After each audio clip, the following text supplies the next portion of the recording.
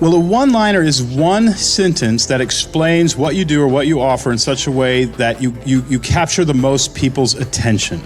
And so it comes from the movie industry. A one-liner is what describes a film. So when you say Jason Bourne has forgotten who he really is, but he's, it makes me go, ooh, I'd like to see that, right? I'd like to see that movie because all the suspense is in that one line. Now, a one-liner, every screenwriter knows if you create a good one-liner for your screenplay, it's worth $50,000 to $500,000 if you can sell that screenplay. And then it goes into your phone 2 years later and you're looking for a movie and you read that one sentence, that could be worth hundreds of millions of dollars. You gotta really nail it. And when somebody asks what we do, we say, my grandfather started the company, or worse, we say, well, it's kind of complicated. Well, what do you say when you say it's complicated? You're saying you're gonna have to do a lot of math in your head and it's probably not gonna be worth your time, but here I go. Well, they're not going to stick with you, right? We want to say something that attracts them right away, that makes them interested in what we're offering. So I'm going to do in our one-liner, there's 3 parts. It's identify your customer's problem. This is the first part of your one-liner. You're going to open with the problem. When I walk on stage and give a speech, I don't say, my name is Donald Miller and I've been living here in Nashville a long time and I'm married to a wonderful woman named Betsy and we have a chocolate lab named Lucy and we have a dog named Jude Carter and I'm very glad to be with you today. Why? It doesn't start a story. I walk to the center of the stage and I say, we have a serious problem. We're wasting money on marketing. And you have no idea who I am. And I don't care if you don't know who I am because it's not about me, it's about you, right? I open up with your problem. That's what starts a story. A story is a character that has a problem. And the sooner you can get to the problem, the sooner you can get to the hook. And now they're interested, you see? And so, if I'm selling a product, then I want to start with that problem because it makes the product valuable. I say, you know how you sometimes drop your phone in the toilet? Well, I invented the toilet net. Okay, that's not a good example, but I stole that from some comedian. Anyway, so you want to identify your problem. So what is your customer's problem? And you want to say, most people struggle with, or do you know how a lot of people feel about this? Or a lot of people are afraid to go to the dentist because they're afraid it's going to hurt really bad. So when you say, hey, what do you do for a living? You say, well, you know how a lot of people hate going to the dentist because they're afraid it's going to hurt really bad? We actually have all the modern technology. You don't feel a thing. Most people, because of the laughing gas we use, they actually love going to the dentist. They come even when they don't have a toothache. Right? So you want to identify your customer's problem. Second, you want to explain your plan to help them. Now, this is where you can mention your product, how your product differentiates in the market. But basically, you want to explain, here's what we do that solves the problem. So it's the problem, and then what I do that solves the problem, and then finally, third, the successful ending to their story. Most people struggle with this, but we created this thing so they don't have to struggle anymore, and they actually enjoy life, and it looks like this for them. What is that? It's the summary of a story. But it's a summary of a story that you're inviting them into. So those are the 3 parts of your one-liner. Now here's our one-liner. Most businesses struggle to talk about what they offer. We have a process that helps them clarify their message so their company starts growing again. That's my one-liner. And I memorized this, and when the Uber driver says, what do you do? I say that. And inevitably, they're handing me their business card, or they go to their website, they buy one of my products, because I just opened a story loop in their brain that they want to close. I walk them down a path that they now want to walk themselves. And that's the essence of a one-liner. What's your customer's problem? A couple things. You want to be specific. Don't be vague. A lot of people don't enjoy their lives. Okay, well, that's a little bit too vague. Also, make sure it's a pain point. They need to feel this problem. What you're looking for is for them to say, that's me. That's me. I have that, right? That's my problem. You're looking for them to identify themselves in the problem. Third, get it down to a soundbite. This is short. Again, you're gonna have to work on this a little bit, but it's worth the work, I promise. Make it super, super brief. Let's look at a pet store. Pet owners are concerned about what their pets are really eating. Well, it wasn't until you said that. So I just agitated a problem. Here's a financial advisor. Most people can't get their heads around their financial future. How many of you feel that way? You're in business.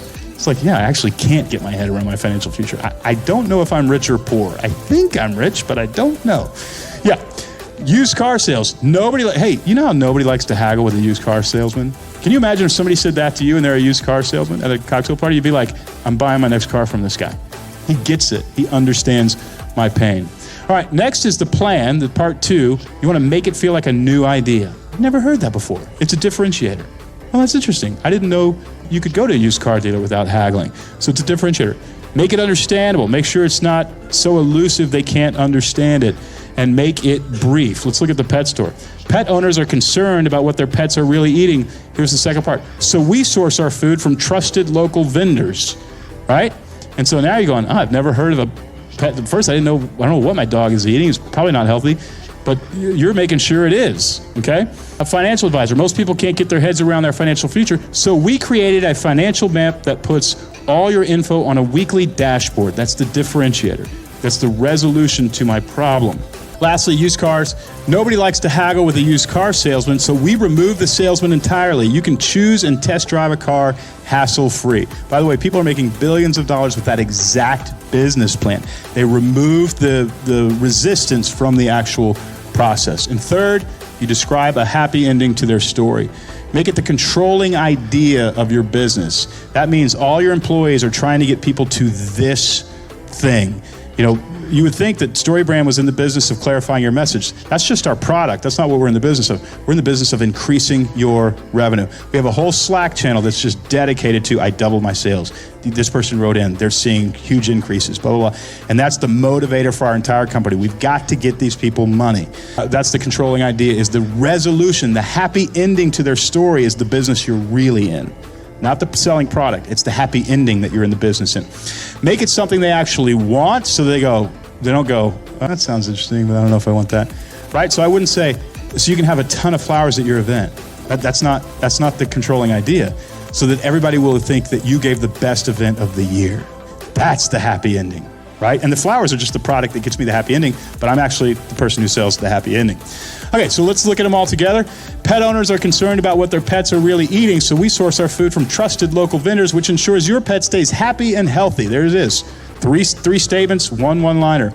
Most people can't get their heads around their financial future, so we created a financial map that puts all your info on a weekly dashboard, giving you peace of mind about your finances. That's the result. Used car sales. Nobody likes to haggle with the car salesman, so we remove the salesman entirely. You can choose and test drive a car hassle-free, so you have a peaceful experience getting the car that you want. That's what a one-liner is. Now, what do we do with our one-liners? We have to repeat the one-liner hundreds of times before the masses will actually hear it. That means you use the exact same language over and over. I want you to do a lot with this one-liner. I want you to memorize it and be able to repeat it over and over. That means you're going to write it and you're going to put it on an index card and you'll put it in your pocket and you'll carry it with you for months. And when you're at the grocery store, you're going to pull it out and you're going to read it. It's going to be really unnatural for you to break the habit of rambling when somebody asks what you do. But it's an important habit to break, so you want to memorize it, okay? You just converted everybody into a sales team for free. You didn't even hire a salesperson. Open your keynotes with this statement. You want to, if you're giving a keynote, you want to say, hey, most people struggle with this. We have a product that does this, makes their life look like this. All right, let's talk about what we really want. And then you open and you close, and you use it on as much marketing collateral as possible. Parts of your one-liner could be in your header, but it's probably too long at the top of your website. But there is a part of a website. I get into the parts of a website that need to be on your website in my book. There's a whole chapter on it. One of the parts is an explanatory paragraph. It's where you get your search engine optimization, usually slid down pretty far on the website. The first sentence of your explanatory series of paragraphs will be your one-liner. This is how you're going to brand your company. And you're going to use the exact same language over and over because you're branding into the mind of the subconscious of your customer. Anybody here ever branded a cow? A few of you? Yeah, I have a buddy. We branded his cows one time. You lay across the back of his calf. You take that brand, you punch the back of that cow. It doesn't actually feel it as bad as you thought. It just kind of goes, what are you doing?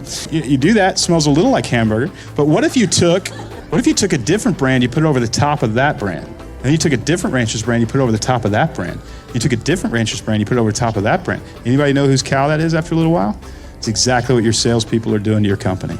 Talking about it 25 different ways. Same language, same words, over and over. It's going to be your competitive advantage in the marketplace.